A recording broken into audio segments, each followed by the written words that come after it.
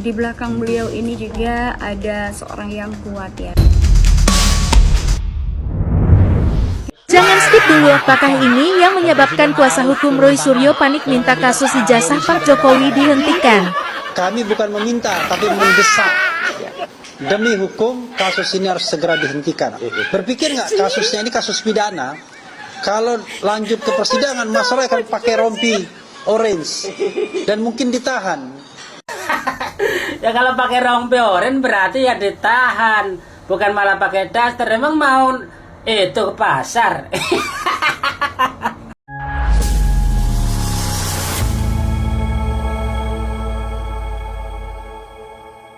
Assalamualaikum warahmatullahi wabarakatuh, saudara-saudaraku sebangsa dan setanah air. Dimanapun kalian berada, semoga kalian selalu dalam kondisi sehat walafiat ya.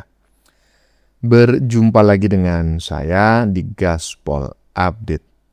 Kami bukanlah buzzer pihak manapun, kami hanya menyajikan keputusan ada di tangan Anda.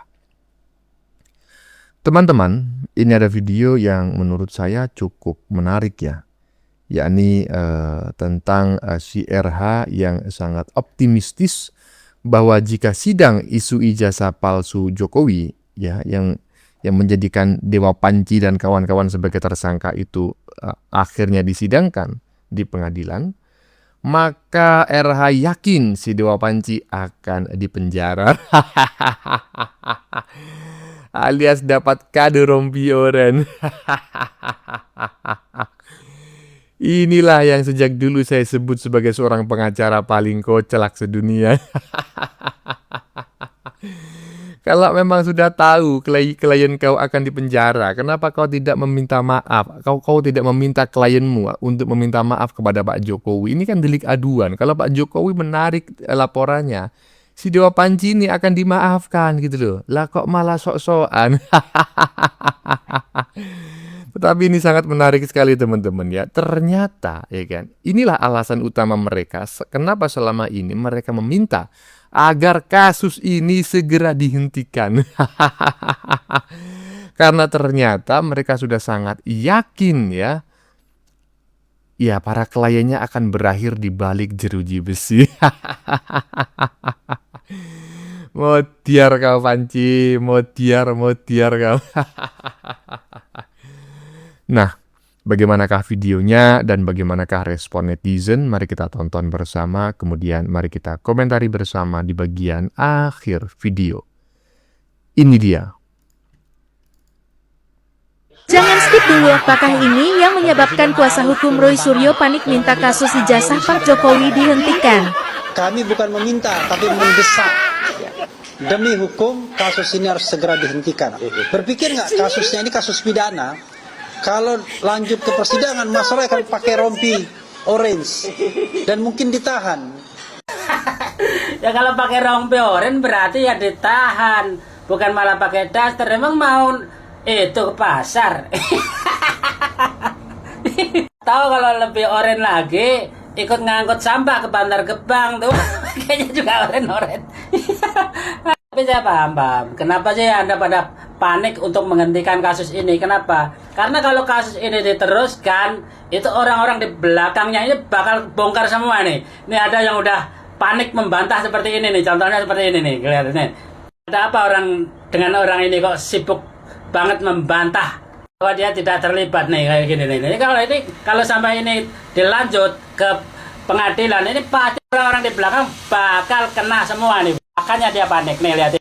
Dan terus terang saya heran mendengar informasi ini karena saya tidak ada hubungannya dengan kasus ijazah Pak Jokowi.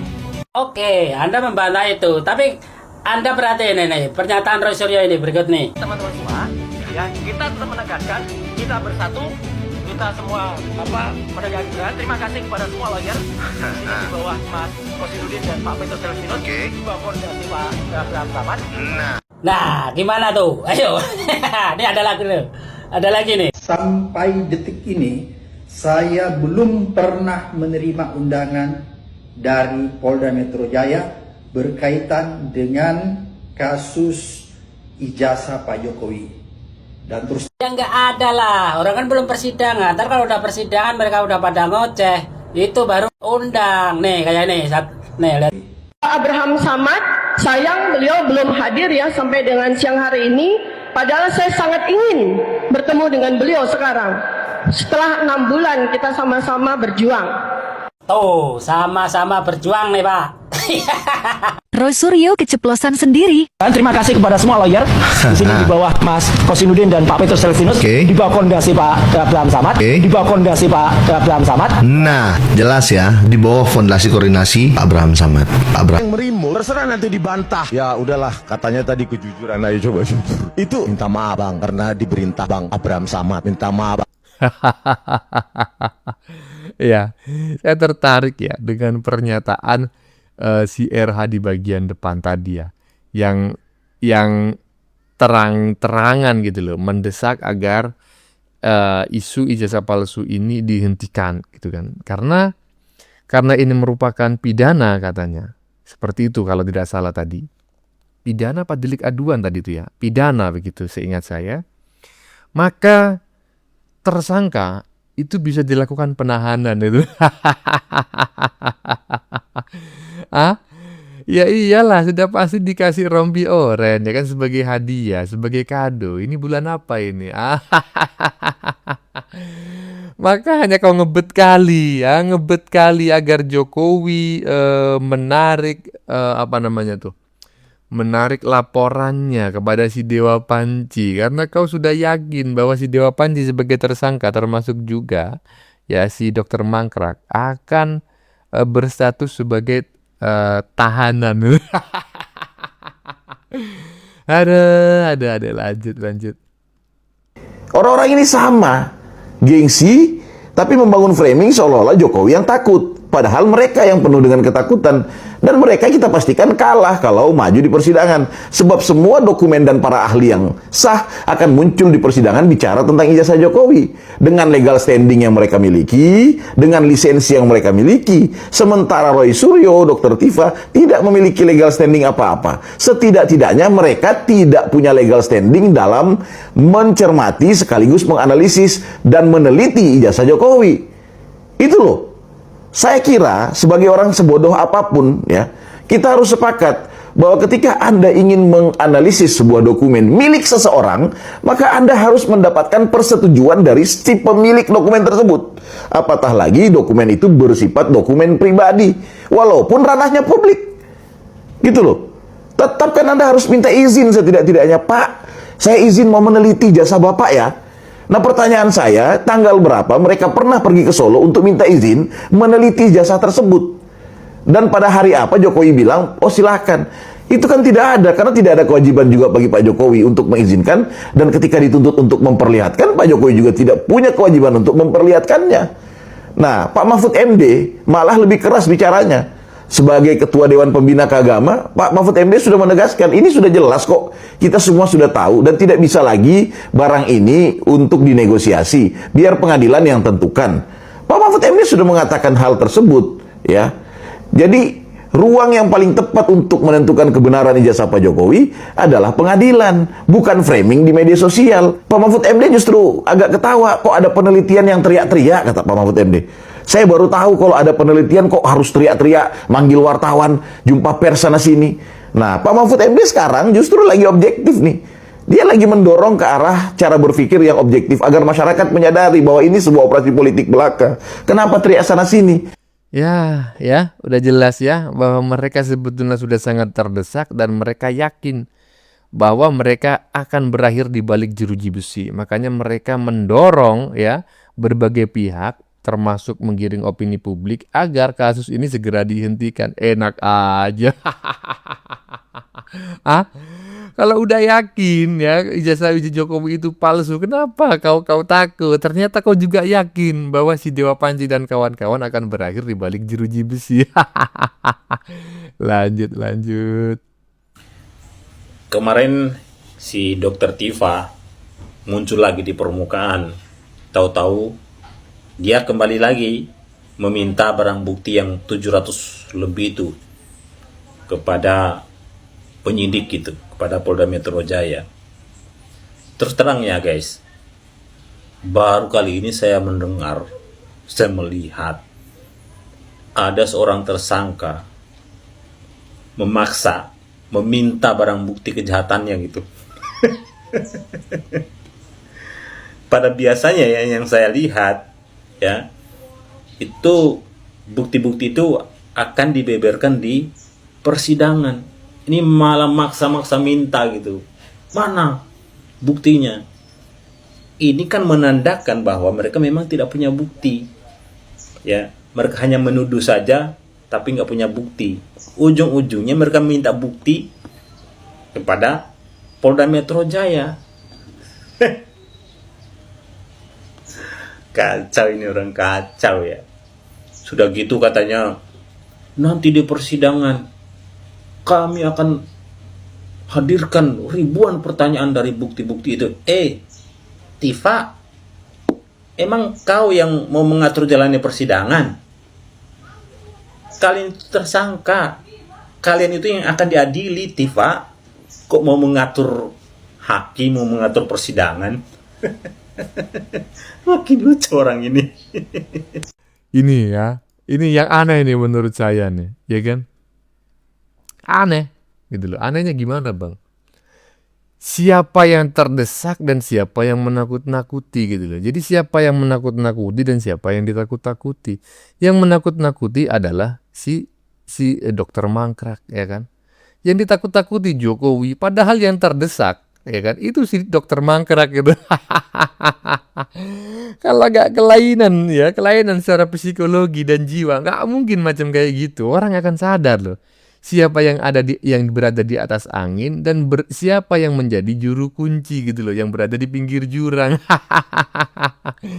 Siapa yang ada di atas angin dan siapa yang berada di ujung tanduk. Lah ini nggak paham.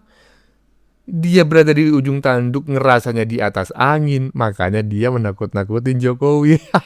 Tapi terserah lah ya, terserah. Lanjut.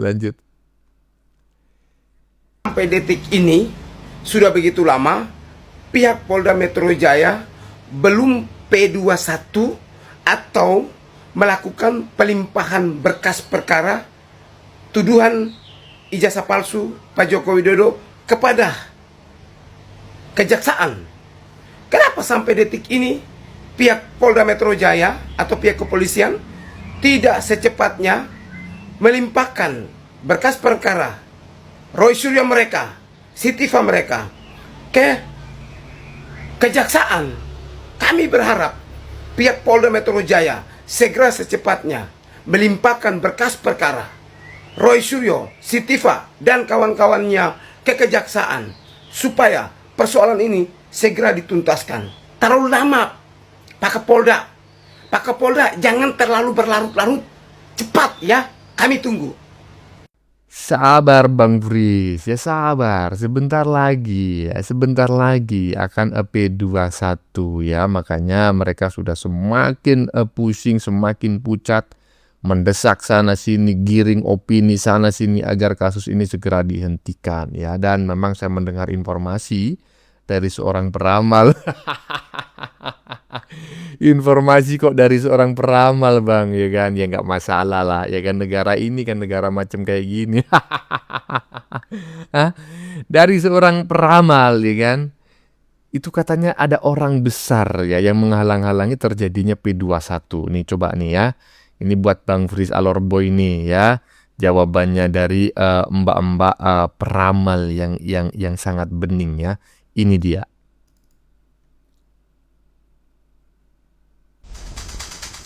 Kalau aku lihat di sini memang prosesnya itu juga agak sangat sulit ya, karena di sini berkaitan di belakang beliau ini juga ada seorang yang kuat ya. Tidak ada yang memang bisa dibuktikan dan tidak ada yang memang bisa dibenarkan, sehingga ini nanti dengan berjalannya waktu kasus ini pun akan menghilang dengan sendirinya.